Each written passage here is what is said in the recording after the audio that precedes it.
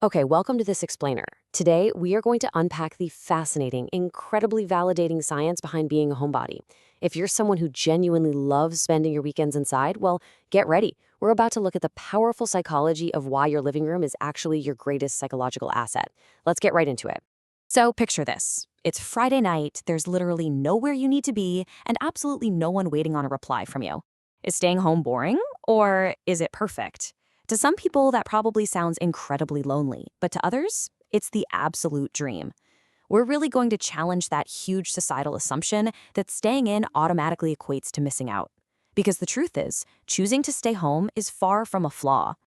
Just imagine that sensory experience for a second. You walk through the front door, you drop your keys on the counter, you dim the lights just enough, and suddenly you actually feel your shoulders drop and your jaw unclench. That physical relief you feel, that incredibly soothing sensation, it's not just in your head.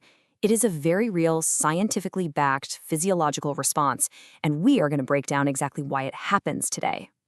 Okay, Section 1, the stigma of staying home. Moving past the label of antisocial. It's time to completely dismantle this cultural myth that constantly socializing is the only way to live a fulfilling life. There's this massive disconnect between what society assumes and what psychology actually proves. We're doing a total judo flip here. See, society might try to label you as lazy or antisocial or like you're just avoiding life, but the psychological reality, you're actually highly self-aware, you're incredibly selective, and you're actively protecting your mental energy. You aren't avoiding the world at all, you're just engaging with it completely on your own terms. Moving on to Section 2, Wired for Quiet. Let's look at the biology of the homebody. We're peeling back the onion here, going from societal stigma right down to the hard biological wiring of your nervous system. So the crucial point is this concept called optimal arousal theory.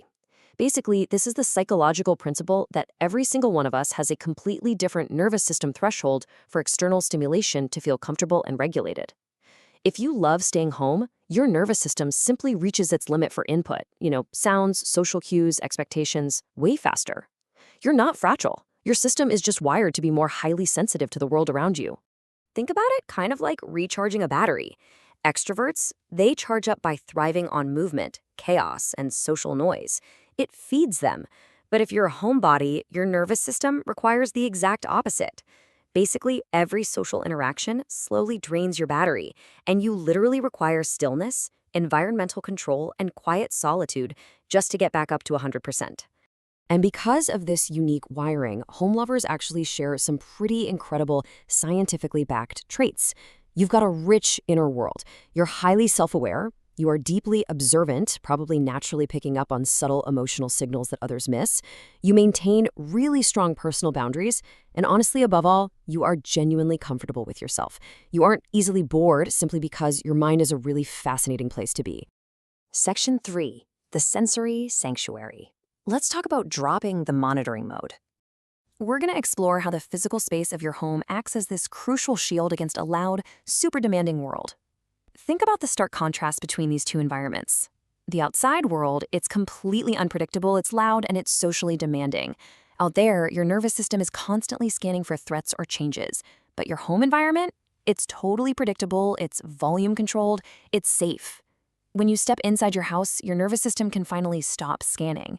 You drop out of what psychologists call monitoring mode. There's absolutely no performing required, and your body reads that total control as pure, unadulterated safety. And that feeling of safety kicks off what is basically a soft landing recovery process. You know the exact routine I'm talking about. You immediately change into soft clothes, you enjoy familiar flavors that require zero guesswork, and maybe you engage in a gentle solo hobby like reading or baking. This isn't just you doing nothing. This is an active, truly vital sequence that lets your nervous system completely and totally reset after being socially exhausted. And this brilliantly illustrates a quote by Shahid Zaman: "Home isn't where life pauses, it's where the mind finds peace." That right there perfectly captures our core message today. Your home is not some waiting room for your life to begin. It's an active, essential space for profound mental restoration. All right, Section 4, the joy of missing out. Let's redefine social connection. Listen, loving your home doesn't mean you're a total hermit who's isolated from the world. We've all heard of FOMO, right? The fear of missing out. Well, it's time to meet its incredibly empowering counterpart, JOMO, the joy of missing out. This is a highly conscious, healthy sense of contentment. It's actively choosing presence, peace, and emotional balance over just forcing yourself into social environments that drain you dry. Honestly, it is a tremendous relief to simply be able to say no. And here is the hidden superpower of that solitude. When you are still and quiet at home, your brain activates something called the default mode network. This is a mental state where your creativity, your imagination, and your deep problem-solving skills actually incubate. Your best ideas, they don't usually come from constant external noise. They come when your mind finally has the unbothered open space to wander freely. So how does a homebody actually socialize? Meaningfully. You choose plans that have a really clear purpose. You tend to prefer deep, one-on-one conversations way over making small talk in crowded, loud rooms. You practice selective social energy, which ensures that when you do connect, it's authentic and real. You're valuing true, meaningful connection over constant surface-level contact. Bottom line, you love people. You just protect your energy so you can actually give them your absolute best self.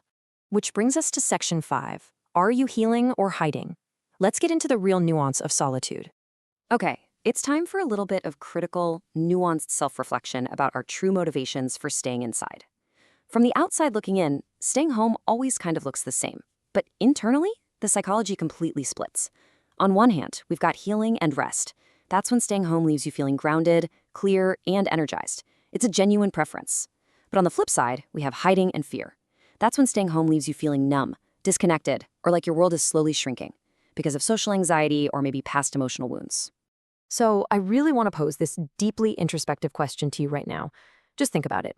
Do you stay home because it actively restores you, literally filling your cup back up? Or do you stay home because the very thought of leaving feels so much heavier than it really should? It is absolutely vital to check in with your own emotional bandwidth. You need to understand if your home is acting as a restorative sanctuary or if it's becoming an isolating shield. But hey, if your time at home truly is an intentional, healthy choice, I want you to remember this absolutely empowering takeaway. Solitude is not loneliness, it's peace. You are not missing out on life. You're actually experiencing it with a depth, a self-awareness, and an emotional safety that is just incredibly beautiful. Your psychological wiring, it's completely valid. Which leaves us with one final, pretty provocative question for you to chew on long after this explainer is over.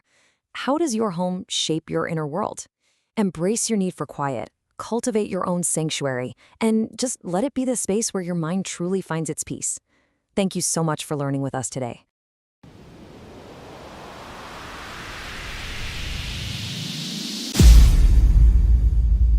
Yes.